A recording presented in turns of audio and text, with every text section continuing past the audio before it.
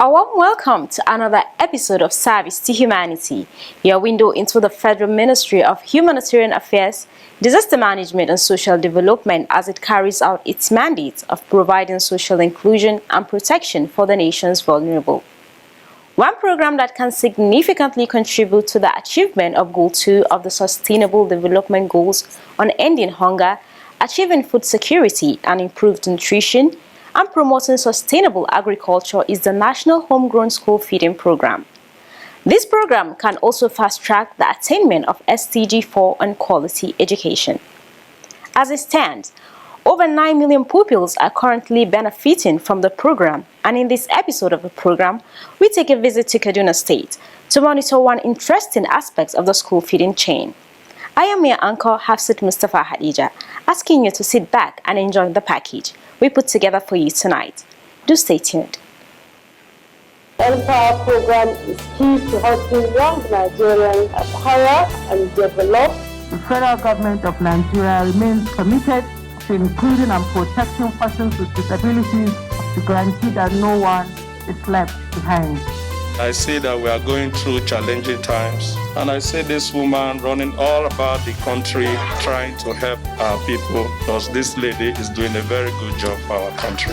Thank you. Thank you for all what you have been doing for us.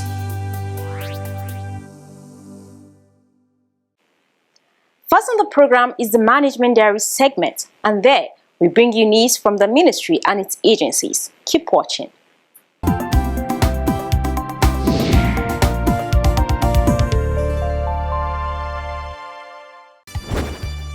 The Minister of Humanitarian Affairs, Disaster Management and Social Development, Sadia Umar Farouk, has tasked stakeholders on partnership to realize the objectives of the National Humanitarian Development Peace Nexus framework. She made this call at a 3-day workshop in Lagos on the implementation plan for the National Humanitarian Development Peace Nexus framework, NHGSFP, which was unveiled to stakeholders in August of 2021.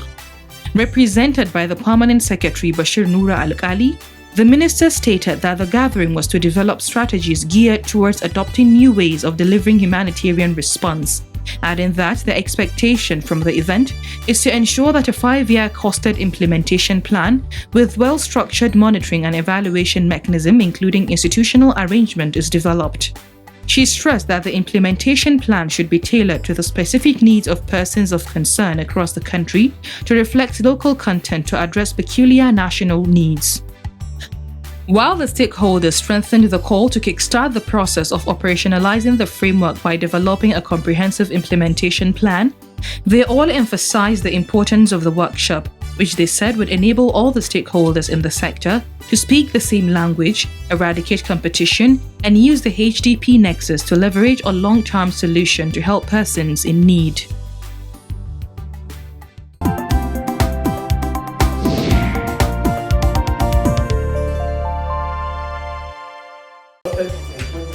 The 15 members of the Economic Community of West African States (ECOWAS) on Tuesday converged on Abuja for high-level consultations to forge a common ground to ease migration difficulties in the region.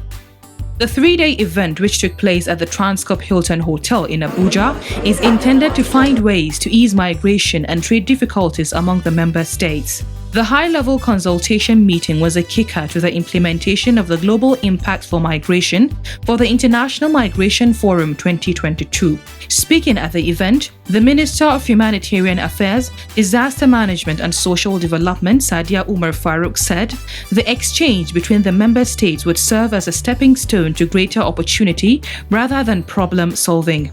The minister, represented by the Director General of the National Agency for Prohibition of Trafficking in Persons (NAPTIP), Fatima Waziri Azi, expressed optimism that the responsibility sharing among the member states would ensure respect for the rights of migrants. She said, issues and activities associated with migration have brought about conditions of immense negative impact on persons on the move and nation states.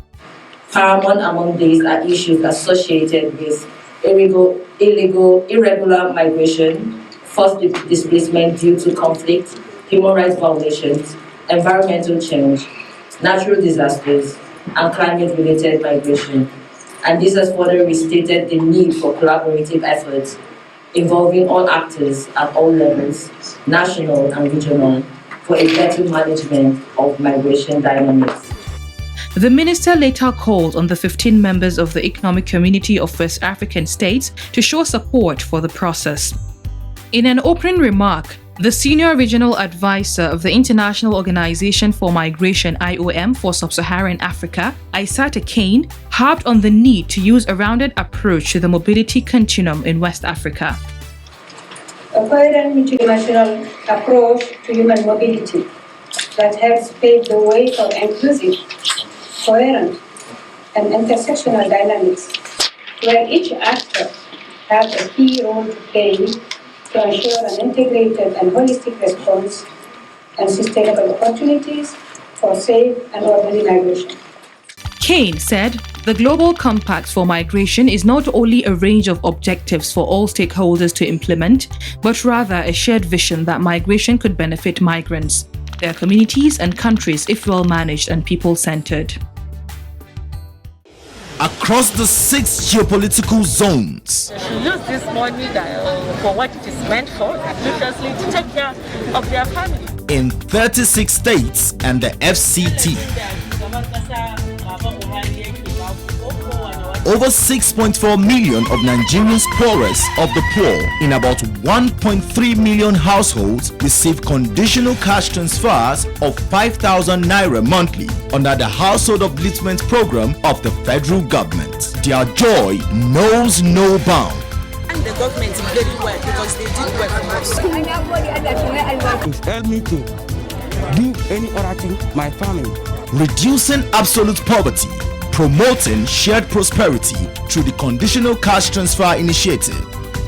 The Federal Ministry of Humanitarian Affairs, Disaster Management and Social Development in service to humanity. Increase enrollment rates, improve the nutritional and health status of primary school children, boost the income of farmers and provide empowerment opportunities for women. These are the objectives of the National Homegrown School Feeding Program under the National Social Investment Program. Despite widespread skepticism, the program is delivering on its objectives. Recently, our crew was in Kaduna to see firsthand how the school feeding is being implemented, and we have an interesting story for you. Why don't you sit back and watch as we unfold the story to you?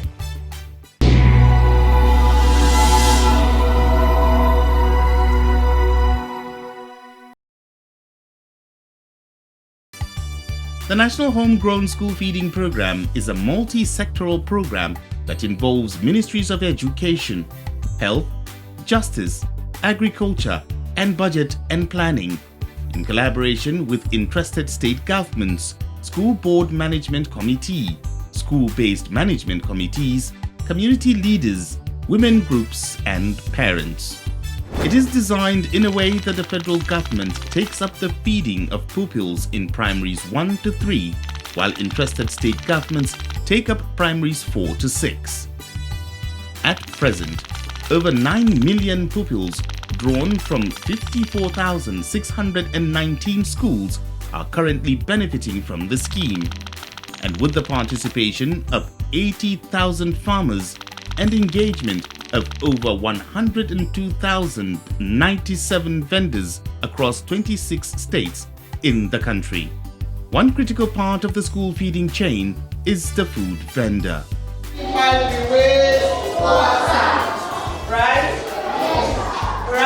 Vendors are recruited at ward levels. Interested women apply to the education secretaries of their various local governments.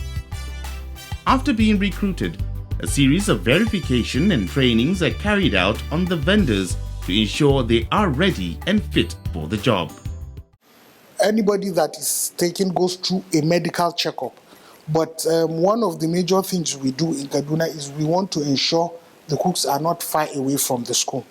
You must be at least 500 meters to a kilometer away from the school. You have to go through a medical screening to ensure your health status. After you've done that, you go through a rigorous health and cooking training to ensure that you know the meal, you know how to prepare the meal, and you do the meal. Safiya Abubakar, is one of food vendors that has been recruited by the scheme to serve Primary 2 pupils at the LEA Badarawa 2, located in Kaduna North local government area of Kaduna State. Safiya tells us how she got enrolled as a vendor, as she shows us how she carries out her duties. I heard an announcement about the program. After that, I went to Government House, collected form and applied. I followed all the procedures, after which we were shortlisted. Thereafter, we were asked to check our names at the ministry, upon which I discovered I was selected. Just like other vendors on the program, Safiya has been screened and trained to get certified as a vendor in the homegrown school feeding program and is responsible for the feeding of 125 pupils. She is guided by the feeding timetable provided by the program. Every Monday we cook moi moi. On Tuesday, it's jollof rice and vegetable, beans porridge on Wednesdays, jollof with eggs on Thursdays, and white rice with pumpkin and groundnut soup on Fridays. 11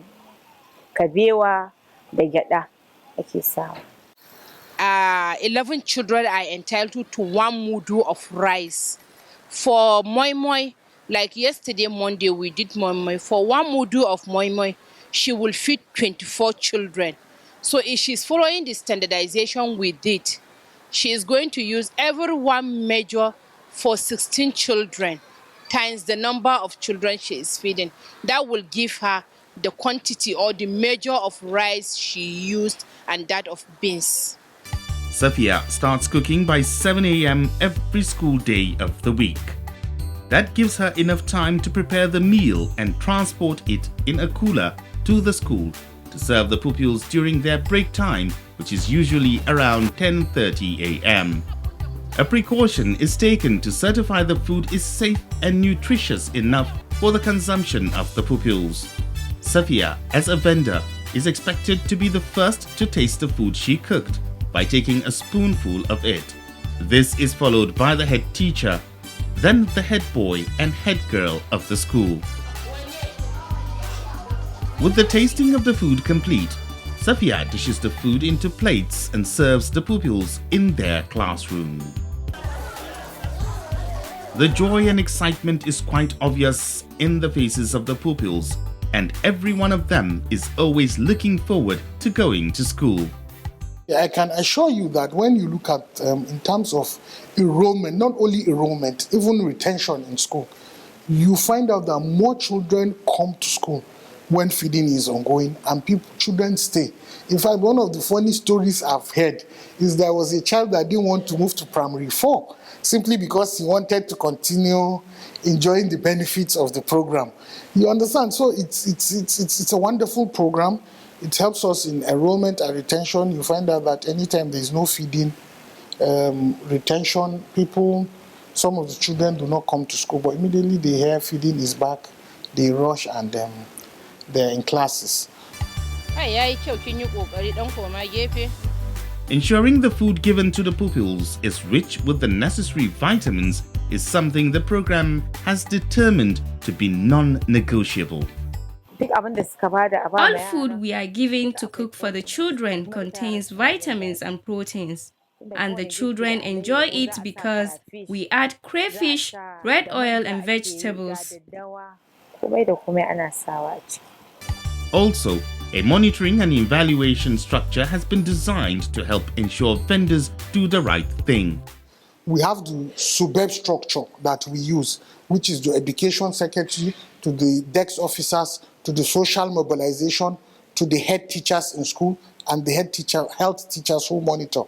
Another system we use for monitoring, which is another one with the first of its kind in the world. We have searched nowhere in the world that is done in terms of monitoring school feeding, which is what we call the KM4A, Kaduna State Mothers for Accountability.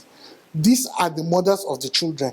We feel there is the best people that will monitor this program are the mothers of these children who are being fed. So those ones ensure that the food given to these children is of top quality, the cooks are there to do it, and that is another level. The headmaster, LEA Primary School, Badarawa, explained the impact of the school feeding program on pupils' turnover.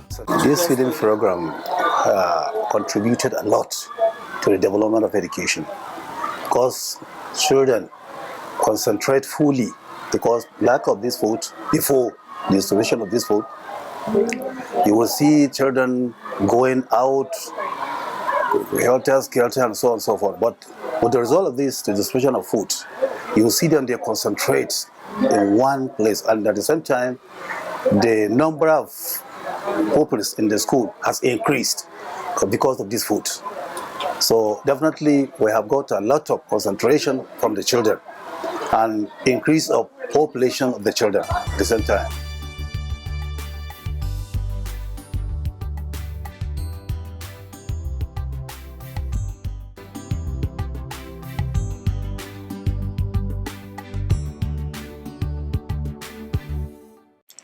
Glad to know you're still with me on the program Service to Humanity. 3rd of December every year is marked as the International Day of Persons with Disabilities. The fact, however, is that Ministry of Humanitarian Affairs, aside marking this day continually, has the welfare and well-being of the persons with special needs at heart. In our next segment, we bring you details of a meeting organized by the ministry with state directors in charge of persons with special needs across the country. Please stay tuned.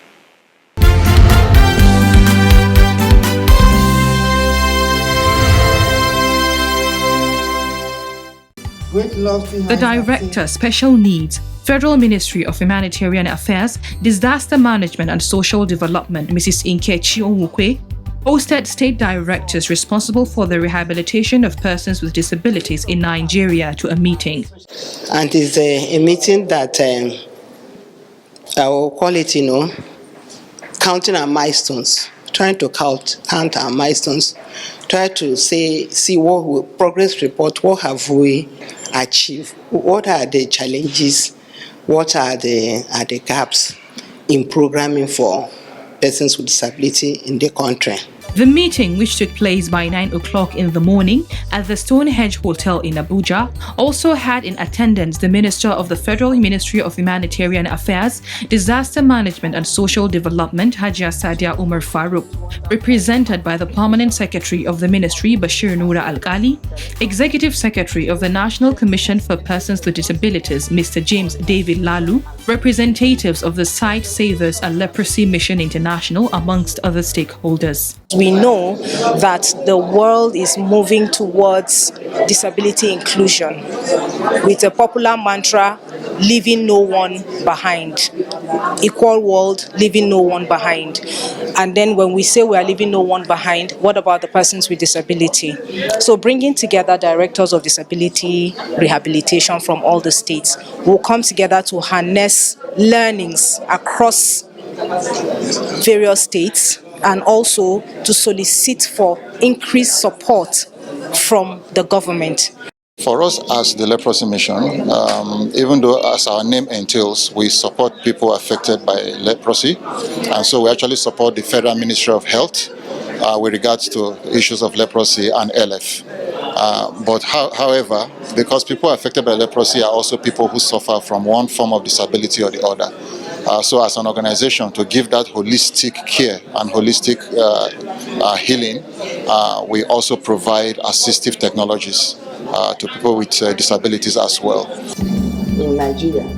During her welcome address, the Director, Special Needs of the Federal Ministry, Mrs. Nkechi Onwukwe, said, "The meeting is coming at a time when Nigeria and indeed the world at large are focusing more attention on the realization on the rights of persons with disabilities through the enactment of relevant laws." She then urged the state directors to implement mechanisms that would enable them work in synergy with the current development efforts. According to the World Report on Disability, rehabilitation is a set of measures that assist individuals who experience or who are likely to experience disability to achieve and maintain optimal functioning in interaction with their environment. This is from World Health Organization 2011.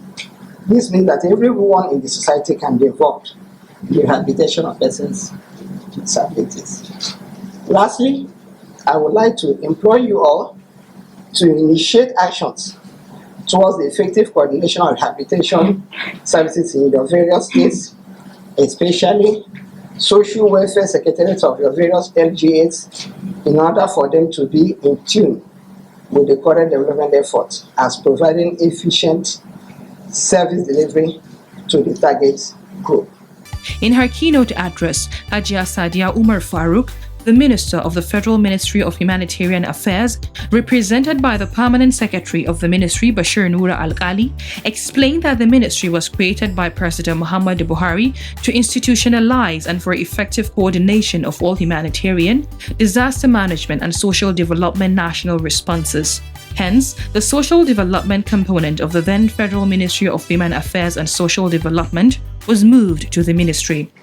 Governance is a continuum, and the ministry has ensured on its part that some of the issues raised in the last communique of this conference are implemented by organizing programs and activities that will actualize their respective objectives.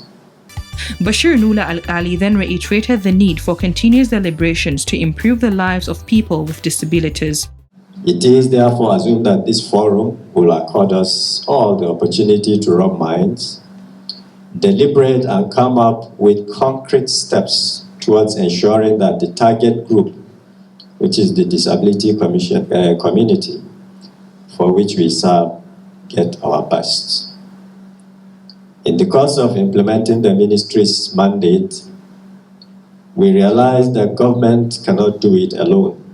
Hence the need for collaboration with other related ministries, departments, and agencies, as well as donor agencies and partners like the two that at least we have here today, and NGOs. Let me also inform you, ladies and gentlemen, that our ministry have put in place mechanisms to sustain advocacy and awareness on the rights, plight, and privileges of persons with disabilities in Nigeria. There were goodwill messages from representatives of various agencies and organizations in attendance.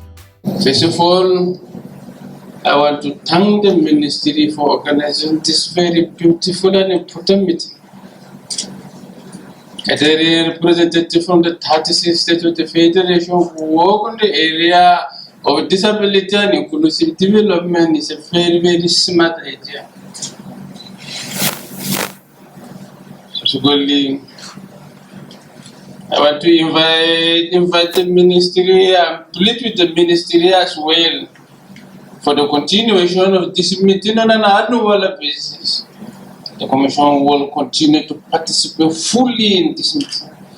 I can see the possibility that we are able to transform this meeting not only on an ordinary meeting, but turning it into the National Council on Disability Affairs.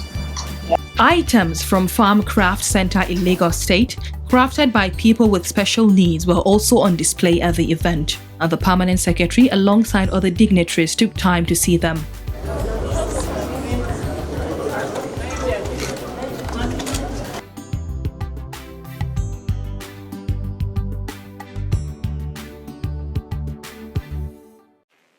That is our package for you this week. Join me again same time next week for more on Service to Humanity by the Federal Ministry of Humanitarian Affairs, Disaster Management and Social Development. Have a wonderful week ahead. God bless Nigeria.